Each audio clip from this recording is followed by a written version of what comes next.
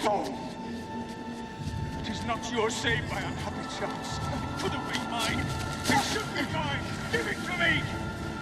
Give it to me!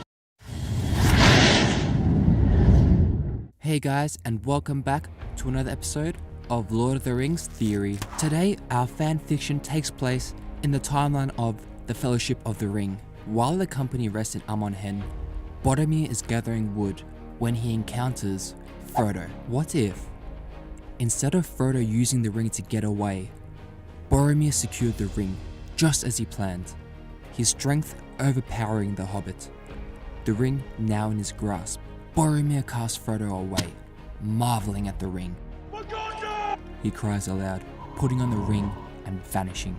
Frodo stares frightened at Boromir's disappearance. As he is running back to base, ducking and dodging sharp branches along the way, he sees Aragorn, who was heading in Frodo's direction, having heard the scuffle take place. What is it, Frodo? What troubles you? It's Boromir! He's taken the ring! Waits back at the base with the others. Aragorn begins running further west into the woods, shouting at Boromir. Show yourself! What say you? What say you? Boromir appears suddenly from thin air, a few yards away from Aragorn.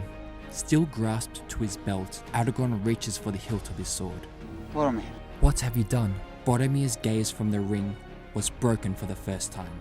He looks up at Aragorn. I have done what is right. Don't you see? We can bring peace to Middle-earth. We only have to take the ring to Gondor and use it in the war against Mordor. Frodo will perish, and he Will beg for death before the end. with it the ring into the enemy's grasp. Come with me, Aragorn, to the White City. Let us use it against him. Aragorn looks at Boromir in despair, the ring having already corrupted his soul. Withdrawing his sword, Aragorn demands that Boromir releases the ring immediately and disappears away from the Fellowship. Boromir begins to laugh. As you wish.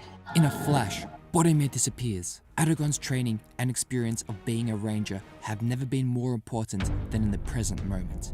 He can hear the breaking of sticks and the rustling of leaves as Boromir approaches ever closer to him, each step giving away Boromir's position. Aragorn senses the swinging of his sword, instinctively blocking and dodging every attack from the Steward Prince of Gondor.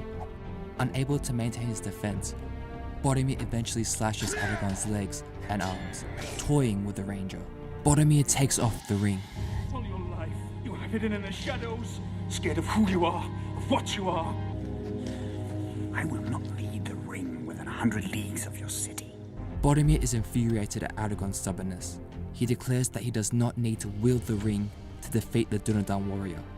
Aragorn lifts up his sword in defense. As they are fighting, Aragorn begins gaining the advantage, the superior and more experienced warrior, leaving Boromir on the back foot. He now has no choice but to use the ring again. Aragorn using his attentive ears to block every single attack until Boromir unleashes a massive swing. Aragorn's weapon flying to the floor, leaving him unarmed, falling to his knees, injured and unable to defend himself. Aragorn looks up at Boromir, who now has taken off the ring, gazing at him the exact same way that Boromir was beholding Lurtz after defending Merry and Pippin with his life. But that was not known to him. Pity and mercy were little on his mind. He was now corrupted by the ring. Boromir holding the ring by Frodo's chain, smirking at his might. If his ego wasn't already vast, now he has slain the mightiest warrior known to man. Raising his sword with his right hand and holding the ring in his left, Boromir speaks to Aragorn. Goodbye, my king. As his sword is coming down to kill the destined king of Gondor, 3 arrows drive into him in a flash. As Boromir drops to his knees, the ring flies out of his hand, falling to the floor below. Aragorn turns around to see Legolas, the elf with a bewildered look on his face. Aragorn takes no further heed of Legolas. His gaze instantly returns to Boromir. With the ring out of his grasp, he is now extremely remorseful, his final words being, I would have followed you, my brother. My captain. My king.